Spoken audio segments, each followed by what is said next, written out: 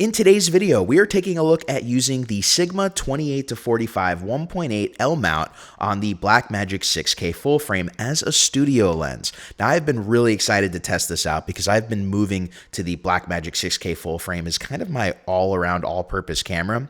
But before we get into the video, I do want to thank B&H for sending out this lens on loan for me to be able to do these videos. Without them, they wouldn't be possible, so thank you, B&H. And if you're interested in buying this lens, make sure to check the links in the description below.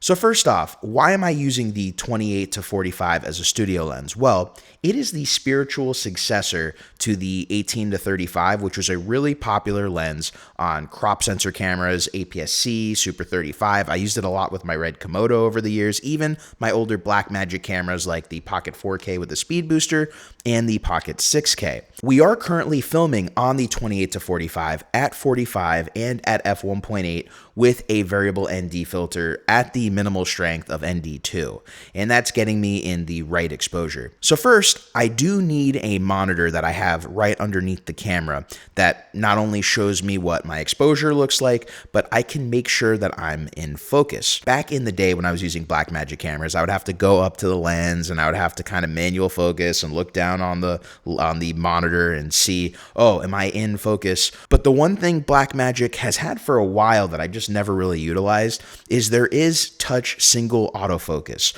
So you can place your finger on the back touchscreen and it will choose that as the single autofocus point. Before I start recording, I look and see in the monitor where I'm going to be, and if the single touch point is different on the camera, I'll just go and make sure I tap that point.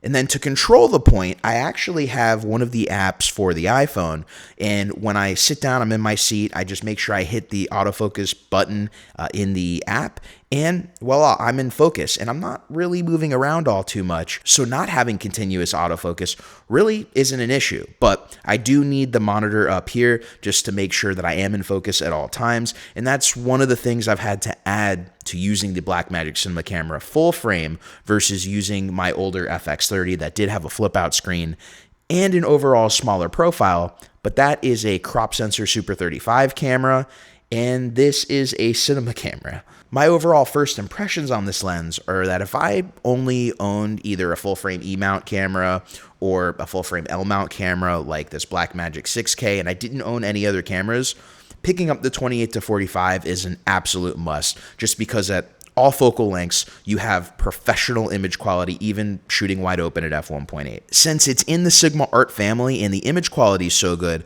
I think when the funds free up, I do see myself picking this up, as it is a pretty versatile lens. It's just not the same value proposition as the 18-35 was, being that it is twice the price, but it is a much newer lens. I discussed using it against the 18-35 in a video earlier this week, so if you haven't seen that, make sure to check it out. But I wanted to kind of go over this studio setup because I do think a lot of content creators who shoot on full frame, whether it's L-mount, E-mount, are going to be interested in this lens. It's going to make a lot of sense for a lot of creators, but there are some where it may not. So if you were kind of on the fence, I hope I was able to kind of help you make that decision. If you have any questions, make sure to let me know in the comments below. And if you got knowledge and value out of today's video, please make sure to hit that like, subscribe, and notification bell to keep up to date with the latest videos on the channel. Until next time, my name is Fagien. Thank you for watching as always, and I will catch you in the next video.